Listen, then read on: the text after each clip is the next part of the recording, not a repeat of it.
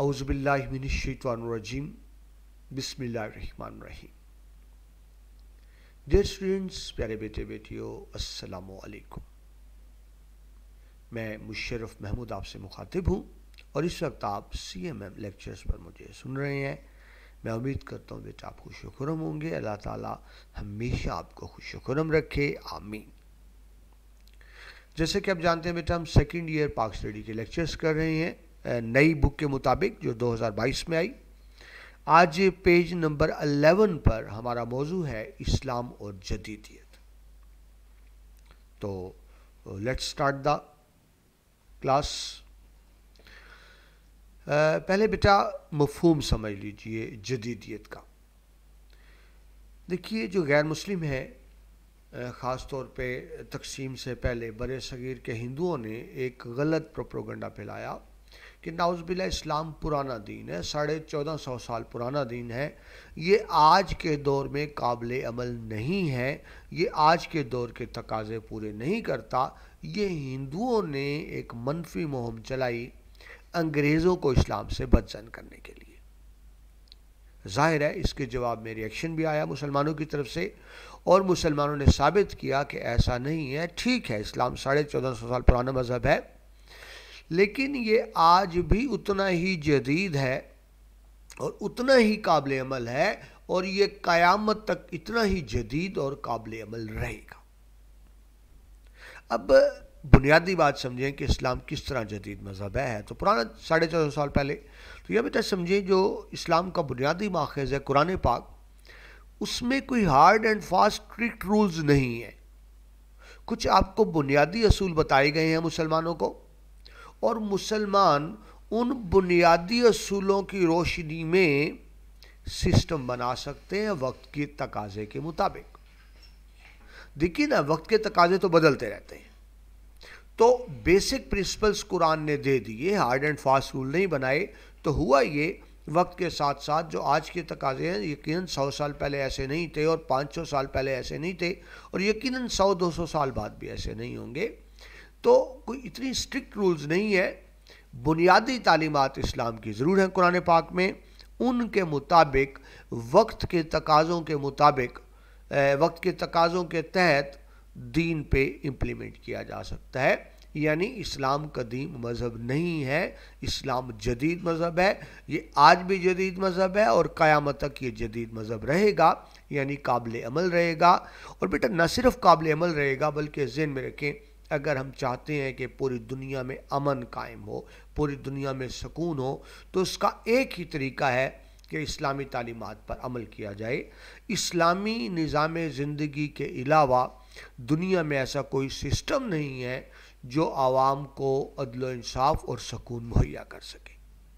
اب دیکھیں بیٹا، اہل مغرب میں ان کے پاس یقیناً دولت زیادہ ہے، لیکن ان کے وہ سکون کی دولت سے محروم ہے.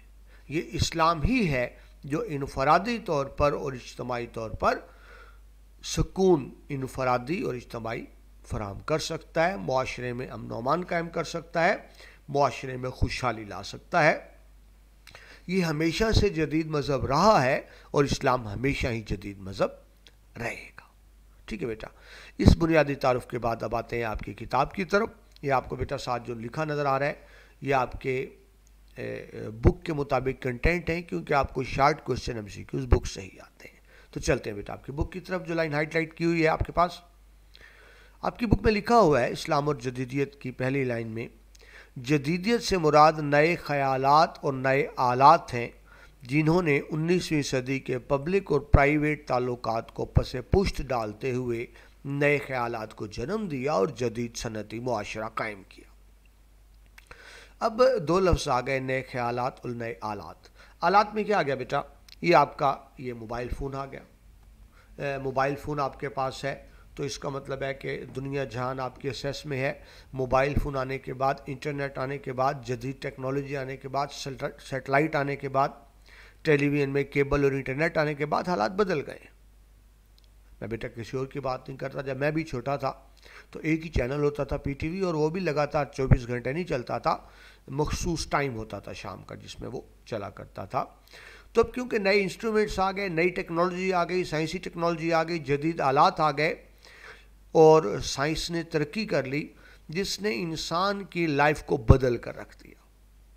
آج انسان کا جو لائف پیٹرن ہے وہ بالکل مختلف ہے. کہا جاتا ہے کہ 100 سال پہلے کا انسان زندہ ہو کر آ جائے تو شاید جدید ایجادات کو دیکھ کر وہ خوف سے مر جائے. اڑتے جہاز دیکھ کر اور گاڑیوں پر سڑک پر چلتی گاڑیاں دیکھ کر ہی موبائل فون دیکھ کر ہی اے سی اور ہیٹر دیکھ کر وہ تو حیران ہو جائے گا. ٹھیک ہے جی. تو جب جدید سائنسی ترقی ہوئی تو اس سے کیا ہوا, انسان کا لائف سٹائل چینج ہوا, خیالات چینج ہوئے. 19ویں صدی سے پبلک اور پرائیویٹ تعلق. ٹھیک ہے جی. یعنی اب انفرادی طور پہ بھی ہم پہلے جیسے نہیں رہے اور اجتماعی لائف بھی پہلے سے بدل گئی. اور آج بیٹا جدید دور میں صنعتی معاشرہ, قدیم معاشرہ زرعی معاشرہ تھا, ایگریکلچر معاشرہ تھا, زراعت پر بیس کرتے تھے, یعنی اکثریت کا ذریعہ روزگار زراعت تھا. لیکن اب اکثریت انڈسٹری کی طرف آ رہی ہے. تو یہ بہت بڑی جس کو آپ کہتے ہیں انقلابی تبدیلیاں, وہ روشنی چینجز وہ اس کے اندر آئی ہیں. تو اب حالات بدل گئے. تو اب الزام نہیں لگایا جاتا ہے, جھوٹا الزام, کہ اب جو نئے حالات ہیں, جدید صنعتی دور ہے, سائنسی دور ہے, اس میں اسلام اس طرح سے قابل عمل نہیں ہے. یہ غلط ایک پروپیگنڈا کیا جاتا ہے, ایسی بات نہیں ہے. اسلام آج پہلے سے زیادہ قابل عمل ہے. کیوں؟ جس طرح آپ کو پہلے بتایا کہ کچھ بنیادی تعلیمات تو وہی رہیں گی, لیکن وقت کے ساتھ ساتھ اس میں سسٹم میں چینج کیا جا سکتا ہے. نئی صنعتی ترقی کے والے سے آپ کی بک میں لکھی ہوئی ہے نیکسٹ لائن, جس میں شہروں کو ترقی دی گئی, مادہ پرستی کی پوجا کی گئی اور مذہب سے انکار کیا گیا. جس کو ہم جدید معاشرہ کہتے ہیں, ان میں شہر بسائے گئے. پہلے بیٹا زیادہ آبادی گاؤں میں رہتی تھی. گاؤں میں ماحول فطرت کے زیادہ قریب ہوتا ہے. اب جو شہر کی طرف آتے ہیں سہولیات تو بڑھتی ہیں لیکن مصنوعی پن آتا چلا جاتا ہے. تو یہ تو ہو گیا شہری ترقی, یعنی قدیم اور جدید معاشرے میں بنیادی فرق. آج کا معاشرہ مادہ پرست ہے. مادہ پرست کا کیا مطلب؟ دولت کی پوجا کرنے والا, پیسے کے پیچھے بھاگنے والا. یعنی اگر آپ کسی انسان سے پوچھیں کہ زندگی کا مقصد کیا ہے, تو کوئی مانے یا نہ مانے, آج ہر چیز پیسے سے ملتی ہے. ہر بندہ چاہتا ہے زیادہ سے زیادہ دولت کمائی جائے, زیادہ سے زیادہ پیسہ کمایا جائے, کیونکہ اگر آپ جدید سائنسی دور کی آسائشیں حاصل کرنا چاہتے ہیں تو آپ کے پاس پیسہ ہونا چاہیے.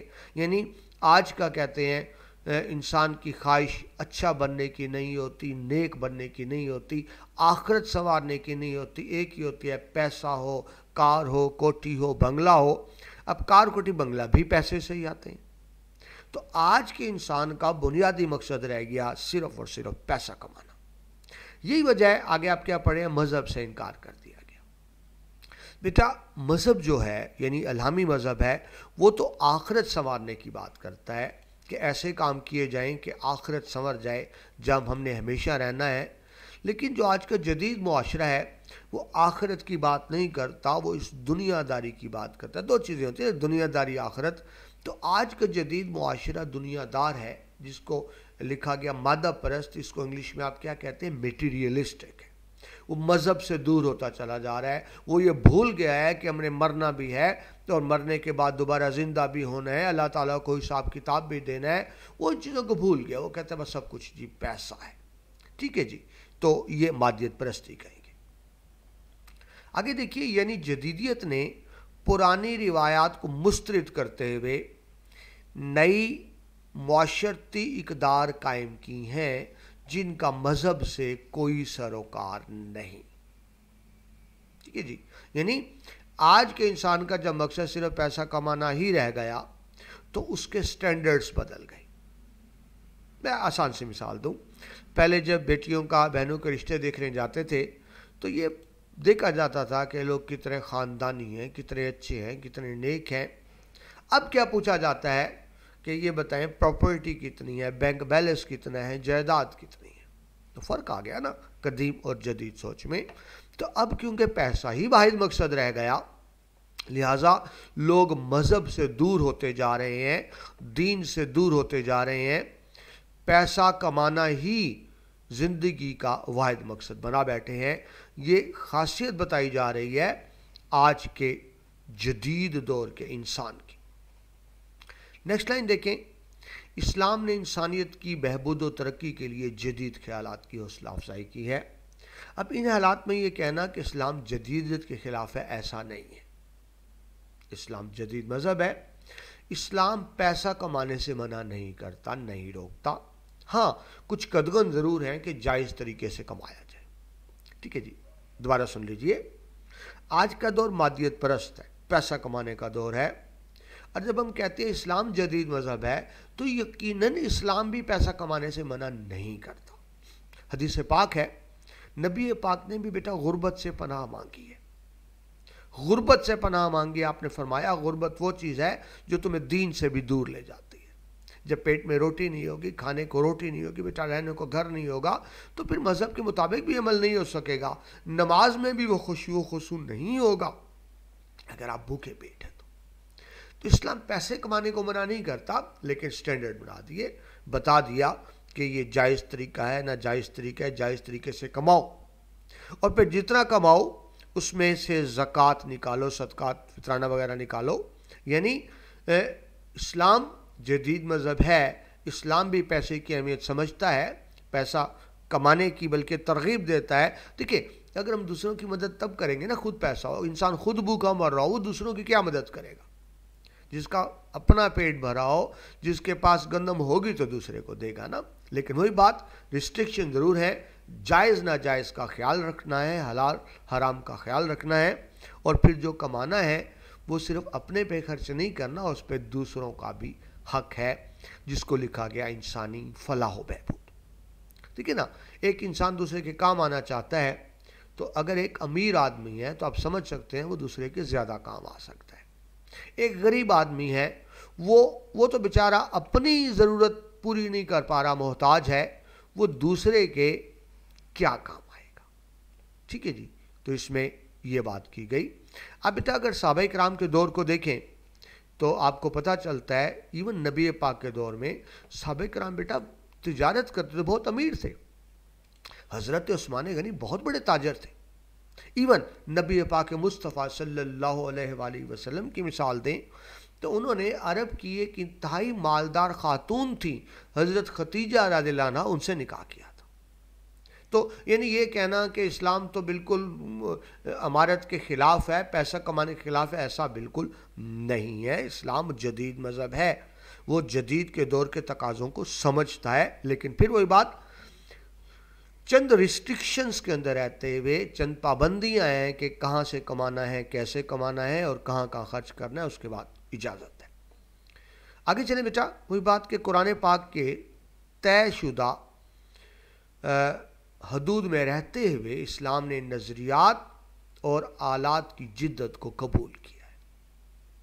دیکھیں بیٹا، جو افراد، جو نسلیں، جو قومیں وقت کے ساتھ نہیں چلتے، کچل دیے جاتے ہیں، تو یقیناً اسلام وقت کے ساتھ چلنے کی تلقین کرتا ہے۔ نبی پاک مصطفیٰ صلی اللہ علیہ وسلم کے دور میں بھی جو اس وقت کی جدید تلواریں اور نیزے تھیں وہ آپ کے پاس تھے۔ کھانے کو گھر میں روٹی بے شک نہ ہو، لیکن جدید تلوار اور نیزے اس وقت بھی آپ کے پاس موجود تھے۔ تو اسلام تو حوصلہ افزائی کرتا ہے جدید آلات کی۔ الگ بات ہے کہ آج کی جنگیں تلواروں کے ساتھ نہیں لڑی جاتی، آج کی جنگوں میں گھوڑوں کی ضرورت نہیں ہے، اب جدید جہاز ہیں اور جدید لانچرز ہیں اور جدید میزائلز ہیں، تو وہ ہونے چاہیے۔ اب اسلامی دور میں خلفۂ راشدین کے دور میں بیٹا میزائل اور جہاز تو نہیں تھے نا، تو اس وقت جدید چیز کیا تھی؟ تیز رفتار گھوڑے، تیز دھار تلواریں اور بہترین نیزے۔ تو اس وقت کے جدید آلات مسلمانوں کے پاس موجود تھے۔ بھلے روٹی نہ ہو، لیکن یہ سمجھتے تھے کہ ان چیزوں کی ضرورت ہے۔ تو پھر جدید تو اسلام ہوا کہ اس وقت 1450 سال پہلے بھی مسلمانوں کے پاس اس وقت کی جدید ٹیکنالوجی تھی۔ تو اس کا مطلب یہ ہوا کہ آج بھی اسلامی ممالک کو چاہیے کہ جدید ٹیکنالوجی اپنائیں۔ پاکستان بیٹا اسلامی ملک ہے، اسلام کے نام پہ حاصل کیا گیا، تو الحمدللہ ہمارے پاس جدید فوج بھی ہے، ان کے پاس جدید تربیت بھی ہے، اور جدید ایکوپمنٹ جو کہتے ہیں، جو آلات کہتے ہیں، وہ بھی موجود ہے۔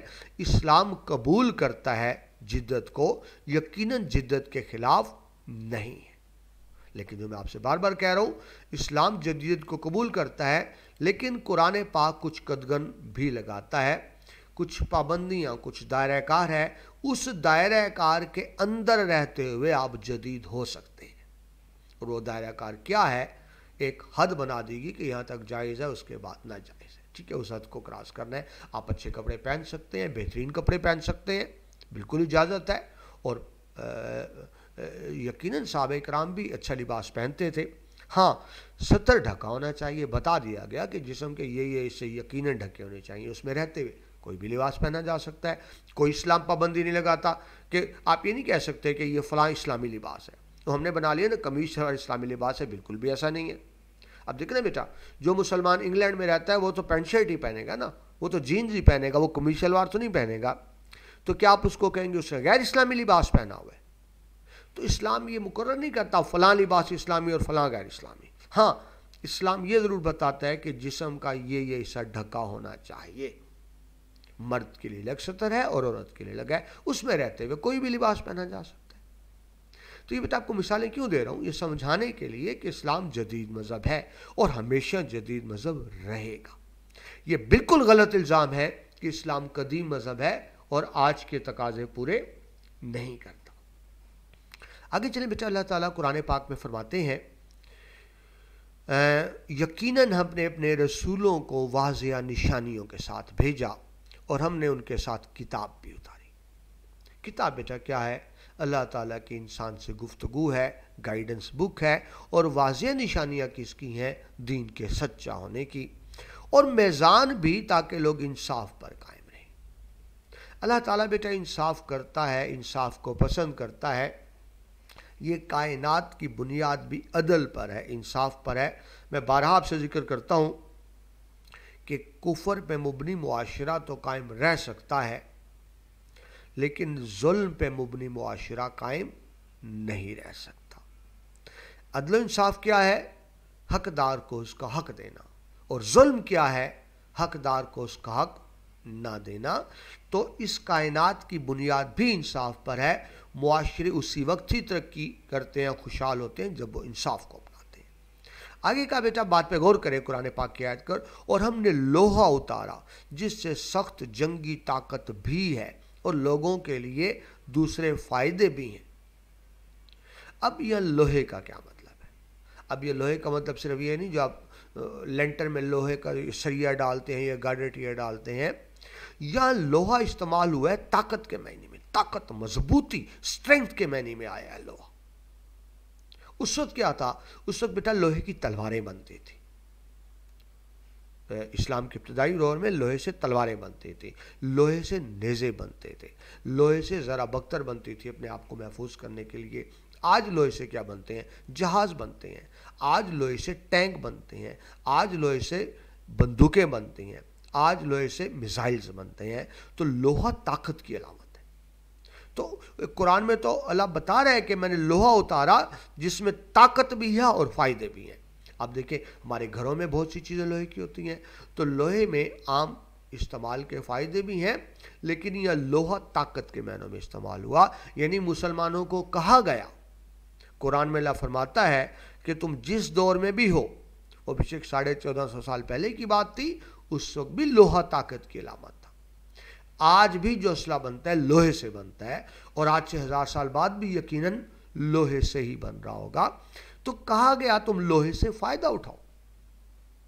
جب اللہ تعالیٰ فرما رہے ہیں لوہے سے فائدہ اٹھاؤ، تو بیٹا یہاں کیا مطلب ہوگا؟ کہ جدید آلات تیار کرو۔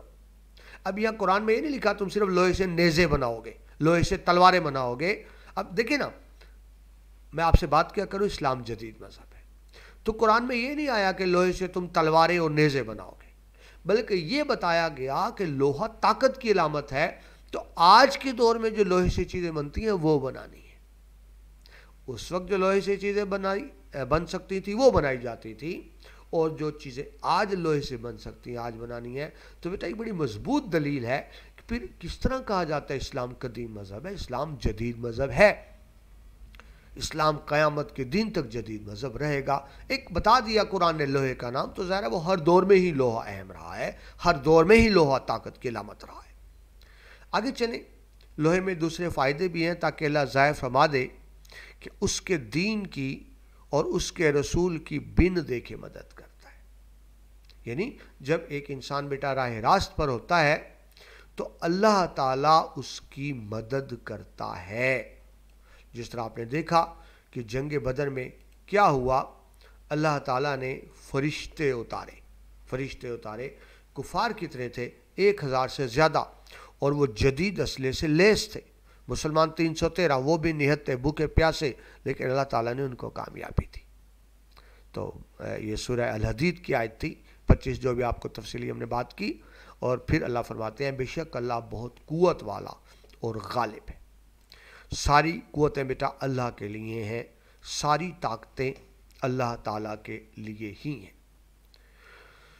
نیکسٹ چلیں تو یہی وضاحت کی گئی کہ اس آیت میں لوہے کو اسلحہ اور طاقت سے تشبیہ دی گئی ہے. یعنی اللہ تعالیٰ مسلمانوں کو طاقتور دیکھنا چاہتا ہے. قرآن پاک میں بیٹا آتا ہے کنزیکٹیو آیت ہے, اللہ فرماتے ہیں تمہیں کیا ہو گیا ہے کہ تم جنگ کے لیے اپنے گھوڑوں کو تیار نہیں رکھتے. اب گھوڑوں کو تیار رکھنے کا کیا مطلب ہے؟ ظاہر آج گھوڑوں کی جنگ تو نہیں ہو رہی, یعنی اپنے آپ کو جدید ٹیکنالوجی لیس کرنا. اور اگلی آیت میں آتے ہیں, ایک تو اچھی ہو گئی نا, اے مومنو تمہیں کیا ہو گیا ہے کہ جنگ کے لیے اپنے گھوڑے تیار نہیں رکھتے. اور اللہ آگے فرماتے ہیں اس سے دشمنوں پر تمہاری دھاک بیٹھے گی. دشمن خوف زدہ رہے گا, وہ تم پہ حملہ کرنے سے پہلے 1000 دفعہ سوچے گا. کب؟ اگر تمہارے پاس جدید فوج ہوگی, طاقت ہوگی, جدید اسلحہ ہوگا. ٹھیک ہے, اور الحمدللہ آپ جانتے ہیں بیٹا پاکستان کے پاس جدید اسلحہ ہے, جدید ٹیکنالوجی ہے. تو بھارت سوچتا تو ہے, لیکن حملہ کرنے سے پہلے 1000 دفعہ سوچے گا کہ کروں یا نہ کروں, اور یقیناً اس کی ضرورت نہیں پڑے گی. آپ تصور کریں اگر پاکستانی فوج طاقتور نہ ہوتی, ہمارے پاس جدید اسلحہ نہ ہوتا, تو انڈیا تو کب کا ہڑپ کر گیا ہوتا. ٹھیک ہے جی, تو یہ اسی طرف اشارہ ہے. آگے چلیں بیٹا, بات ہو رہی ہے نیکسٹ لائن میں کہ یہ آج کے دور کی یہ طاقت صنعتی ترقی اور جدید ٹیکنالوجی سے آ سکتی ہے, لہٰذا اسلام میں جدت قابل قبول ہے. اگر بیٹا ہم بھی چاہتے ہیں کہ جدید ٹیکنالوجی کو لے کر چلیں, انڈسٹریل ایج میں آگے بڑھیں, تو ہمیں پھر جدت کو اپنانا ہوگا. اور جو آپ کو اتنی مثالیں دیں اس سے ہی ثابت کیا کہ اسلام جدت کے خلاف نہیں ہے. اسلام تو جدت کا حامی ہے, کیونکہ جدت اپنائے بغیر, نئی چیزیں اپنائے بغیر, نئی ٹیکنالوجی اپنائے بغیر, نئے آلات اپنائے بغیر ہم آگے نہیں بڑھ سکتے. نیکسٹ چلیے بیٹا, بحیثیت مسلمان ہمارا عقیدہ ہے کہ ہماری دنیا اور آخرت کی کامیابی حضرت محمد رسول اللہ صلی اللہ علیہ وآلہ وسلم کے طریقوں پر چلنے میں. بیٹا نبی پاک کے طریقے کو سنت کہتے ہیں, یعنی وہ طریقہ جس پر نبی پاک چلے قرآن کے اصولوں کے مطابق. تو یقیناً آپ جانتے ہیں, اور میں بھی بارہا آپ سے کہہ چکا, قرآن و سنت الگ الگ چیزیں نہیں ہیں. ہم قرآن و سنت کو الگ الگ نہیں کر سکتے. یہ بیٹا ایک ہی سکے کے دو رخ ہیں, یہ ایک ہی سکے کے دو رخ ہیں. اللہ تعالیٰ نے قرآن پاک میں جو لکھ کر فرما دیا, سنت رسول اللہ صلی اللہ علیہ وآلہ وسلم کی شکل میں وہ کر کے دکھا دیا. تو یہ دو الگ الگ باتیں نہیں ہیں. قرآن تھیوری ہے تو سنت رسول اس کا پریکٹیکل ہے.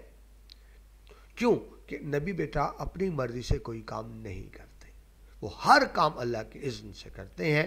تو اگر ہم بیٹا کامیابی چاہتے ہیں دنیا کی بھی اور آخرت کی بھی, اس عارضی دنیا کی بھی آخرت کی بھی, تو اس کا ایک ہی طریقہ ہے کہ نبی پاک مصطفیٰ صلی اللہ علیہ وآلہ وسلم کے اسوہ حسنہ پر چلیں. یہ بیٹا فرسٹ ایئر میں آپ نے پہلے چیپٹر میں تفصیل سے پڑھا, جو آپ کو اردو کا پہلا چیپٹر تھا اسوہ حسنہ صلی اللہ علیہ وآلہ وسلم. اس پورے چیپٹر کا کو ایک لائن میں اگر میں بیان کروں, ایک لائن کیا تھی جو یہاں بھی آ رہی ہے کہ نبی پاک مصطفیٰ صلی اللہ علیہ وآلہ وسلم قیامت تک کے تمام انسانوں کی تمام حیثیتوں کے لیے بہترین عملی نمونہ ہیں, جن کی تقلید کر کے ہم دنیا اور آخرت کی تمام کامیابیاں حاصل کر سکتے ہیں. اسوہ حسنہ پر چلیں گے تو بیٹا اس دنیا میں بھی آگے اور آخرت میں بھی آگے کامیاب. یہاں مجھے علامہ اقبال کے بیٹا شکوہ جواب شکوہ کے اشعار یاد آ رہے ہیں. حضرت اقبال اللہ سے شکوہ کرتے ہیں, انداز ہے نا سمجھانے کا. اللہ تعالیٰ سے کہتے ہیں رحمتیں ہیں تیری اغیار کے کاشانوں پر, برق گرتی ہے تو بیچارے مسلمانوں پر. اللہ تعالیٰ اس طرح کون سا انصاف ہے؟ جو تجھے نہیں مانتے وہ تو بڑے مزے میں ہے, پیسہ ہے, دولت ہے ان کے پاس, اور تیرے ماننے والے بھوکے مر رہے ہیں, افلاس میں ہیں. یہ کون سا انصاف ہے؟ تو اس کے جواب میں جواب شکوہ کا آخری شعر میں اللہ کی طرف سے شعر, اللہ فرماتے ہیں کہ یعنی ظاہر سمجھانے کا انداز ہے نا, اللہ تو نہیں فرماتے, ظاہر علامہ اقبال نے لکھا لیکن انداز ہے اللہ کی طرف سے جواب کہ کی محمد سے وفا تو نے تو ہم تیرے ہیں صلی اللہ علیہ وآلہ وسلم. یہ جہاں چیز ہے کیا لوح قلم تیرے ہیں. اے انسان, اے مسلمان, تو دنیا کی چیزیں مانگتا ہے, تو نبی پاک کی اطاعت تو کر, میں ساتوں آسمان تیرے قدموں میں ڈال دوں. تو یہ ہے بیٹا, نبی کی اطاعت کر کے ہم اس دنیا اور آخرت دونوں جہانوں کی کامیابی حاصل کر سکتے ہیں. یہ بات بیٹا کہ دوبارہ آ گئی. اگر ہماری صبح سے لے کر شام تک کی زندگی حضور اکرم صلی اللہ علیہ وآلہ وسلم کے احکامات کے مطابق ہو تو ہمیں ترقی میں مدد ملے گی. بیٹا نبی کی سنت اپنانے سے صرف آخرت نہیں سنورتی, بلکہ ابھی جس طرح آپ کو بتایا کہ یہ دنیا بھی اس سے سنور جاتی ہے. ٹھیک ہے جی. پاکستان بیٹا اسلام کے نام پہ حاصل کیا گیا تھا. ہم ایک ایسی ریاست حاصل کرنا چاہتے تھے جہاں اسلامی اصولوں کو اپنا سکیں, لہٰذا پاکستان میں بھی اسلامی تہذیب اپنانے کی بھرپور کوشش کی جا رہی ہے, انفرادی طور پر بھی اور اجتماعی طور پر بھی. حکومت بھی ایسے اقدامات کر رہی ہے کہ لوگ اپنی زندگی اسلام کے مطابق ڈھال سکیں, اور یقیناً بیٹا ہماری انفرادی کوشش بھی ہونی چاہیے. اب اسلام کیا کہتا ہے بیٹا؟ اگر ہم نے اسلامی اصولوں کو اپنانا ہے تو اسلام کہتا ہے کہ علم حاصل کرو, علم حاصل کرو. حدیث پاک ہے کہ دانائی عقل مندی وزڈم یعنی وہ علم ہی ہوا. دانائی کی بات مومن کی گم گشتہ چیز ہے. گم گشتہ جو گم ہماری چیز تھی لیکن گم ہو گئی. اسے جہاں سے ملو, اسے جہاں ملے اسے لینے کا زیادہ حق رکھتا ہے کون؟ مسلمان. سنن ابن ماجہ کی حدیث ہے 4159 نمبر. اسلام میں بیٹا علم کی اہمیت دیکھیں کتنی ہے کہ جو پہلی وحی نازل ہوتی ہے, پہلی آیت, اس کا جو پہلا لفظ ہے وہ کیا ہے؟ اقرا, بسم اللہ الرحمن الرحیم, اقرا بسم ربک الذی خلق. تو اسلام کا تو آغاز ہی لفظ اقرا سے ہوتا ہے, پڑھ. اور آپ بیٹا جانتے ہیں کہ مسلمان علم کے میدان میں بہت آگے تھے جب وہ عروج پر تھے. آج امریکہ سپر پاور ہے نا, ایک وقت تھا مسلمان سپر پاور تھے. دنیا کی بڑی بڑی طاقتیں مسلمانوں کے آگے جھک گئی تھیں. حضرت عمر فاروق رضی اللہ عنہ کے دور میں اس وقت کی دو بڑی طاقتیں ایران اور روم, جس کو کیسر و کسرا کہتے ہیں, دونوں بیٹا مسلمانوں کے قدموں میں آ چکی تھی. اور پھر مسلمانوں نے صدیوں تک حکومت کی, صدیوں تک حکومت کی. 6 صدی سے 14ویں صدی تک یہ بیٹا کم و بیش 800 سال بنتے ہیں. ان 800 سالوں میں مسلمان دنیا کی سب سے بڑی طاقت تھے. لیکن یاد رہے مسلمان کب حکومت کرتے تھے؟ جب علم و ادب میں آگے تھے. جب مسلمانوں نے علم کے میدان میں جھنڈے گاڑے تو وہ سیاسی حکمرانی بھی کرتے رہے, اور جب وہ علم سے پیچھے ہٹے تو ان سے حکومت بھی چھین لی گئی. جتنے بھی بیٹا سائنس کے علوم ہیں, physics, chemistry, math, biology, even computer science, بیٹا آپ کو پتہ ہونا چاہیے ان سب کے موجد مسلمان ہیں. ان سب کو مسلمانوں نے ایجاد کیا. یہ الگ بات ہے آج ہم علم کے میدان سے پیچھے ہٹ گئے. یہی وجہ ہے بیٹا کہ آج مسلمان دنیا میں ذلیل و خوار بھی ہو رہے ہیں. کہ جی, تو اسی بات کو بیٹا حدیث پاک میں بیان کیا گیا کہ علم مسلمان کی گمگشتہ چیز ہے, مسلمان کا حق اس میں سب سے زیادہ ہے. یہی بات بیٹا آپ کی کتاب میں آ گئی کہ مسلمانوں نے کئی صدیوں تک تمام علوم میں دنیا پر حکومت کی. یعنی جو ابھی آپ کو بتایا کہ جب تک وہ علم کے میدان میں آگے رہے تو ان کے پاس سیاسی برتری بھی رہی, لیکن جب علمی برتری ختم ہوئی تو یقیناً ساتھ سیاسی برتری بھی ختم ہو گئی. آگے چلیے. لیکن جب مسلمانوں نے اللہ تعالیٰ کے احکامات اور حضرت محمد رسول اللہ صلی اللہ علیہ وآلہ وسلم کے طریقوں کو چھوڑا تو ان کا زوال شروع ہو گیا. جب تک ہم اللہ کے احکامات، نبی پاک کے احکامات پر عمل کرتے رہے، ہم دنیا میں عروج پہ رہے۔ ہمارے زوال کی وجہ کیا تھی؟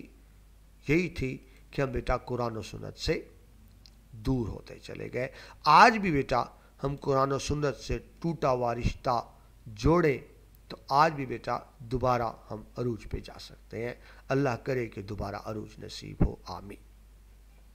آگے چلیے، اللہ تعالیٰ نے مسلمانوں سے دنیا کی بادشاہت اور خلافت کا وعدہ کیا ہے، مگر 2 شرطوں کے ساتھ۔ 2 شرطیں لگا دی، یہ 2 شرطیں پوری کریں گے تو دنیا کی بادشاہت پھر مسلمانوں کے پاس آ جائے گی۔ پہلی شرط ہے ایمان، اللہ پر ایمان، وہ الحمدللہ ہم سب کا ہے، اور دوسرا ہے عمل صالح والی زندگی، نیک اعمال۔ نیک اعمال یہاں بیٹا مار کھا جاتے ہیں۔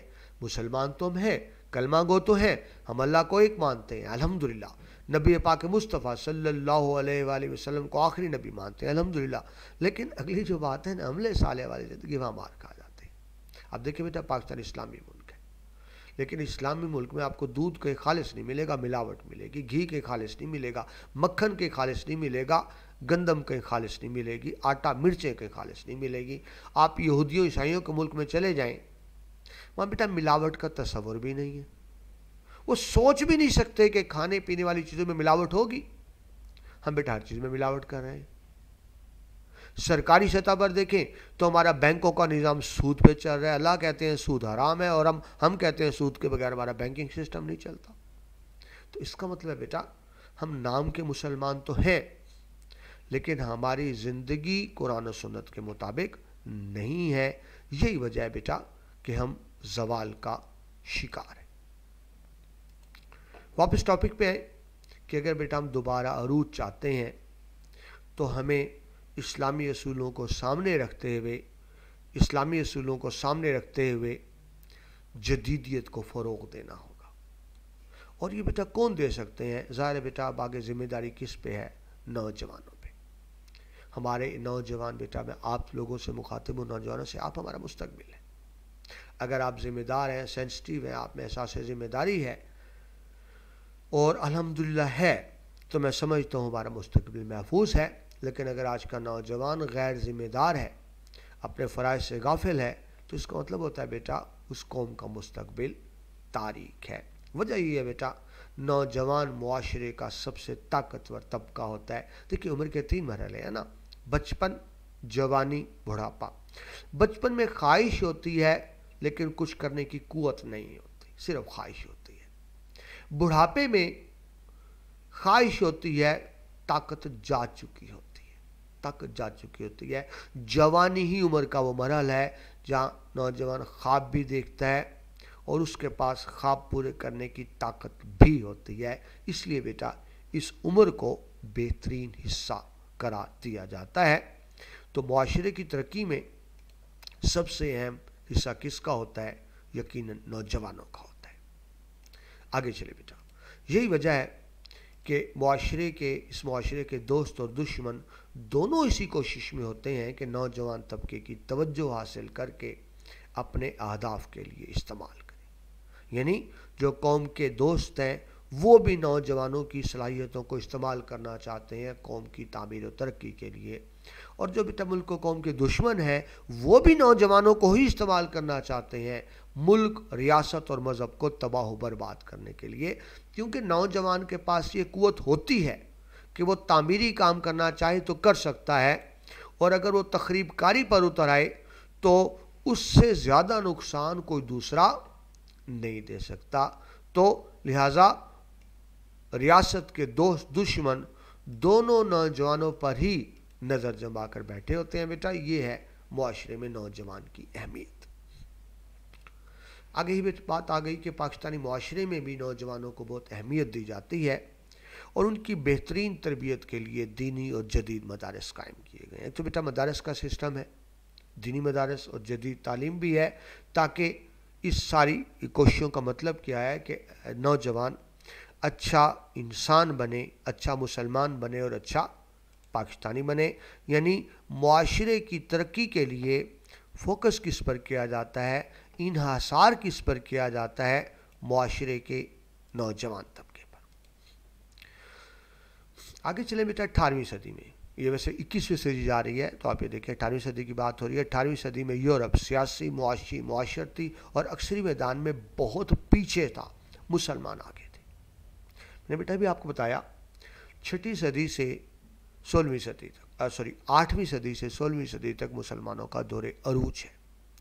جب مسلمانوں کا دور عروج تھا وہ علم کے میدان میں بھی آگے تھے، وہ سائنس کے میدان میں بھی آگے تھے، وہ ٹیکنالوجی کے میدان میں بھی آگے تھے.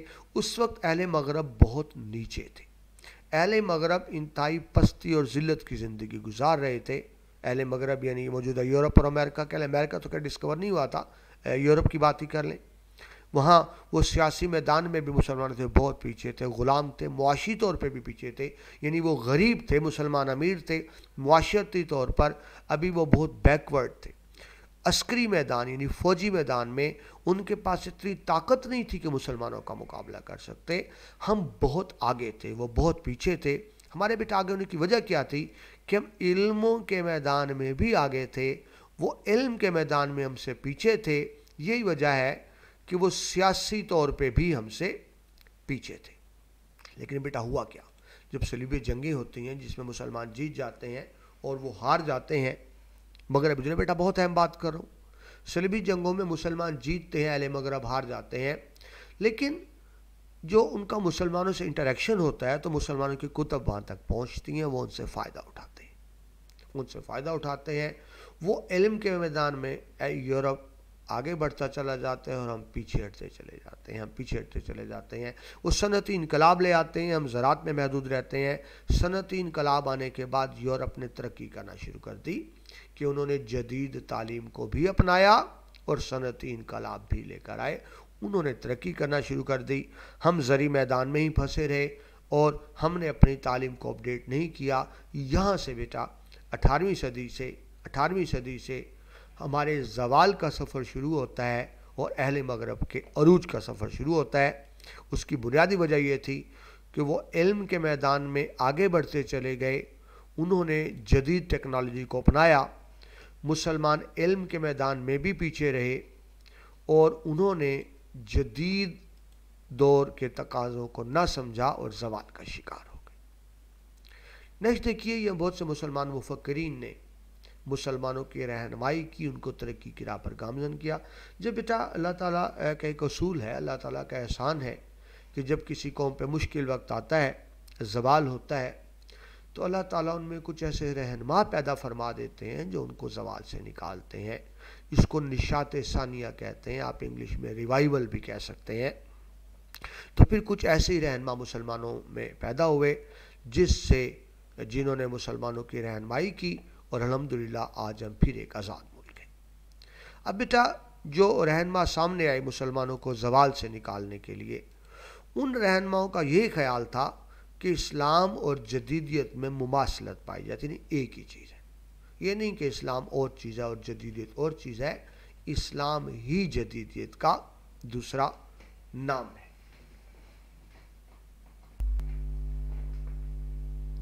لہذا وہ سمجھتے تھے کہ جدیدیت کو اپنائے بغیر ہم ترقی نہیں کر سکتے.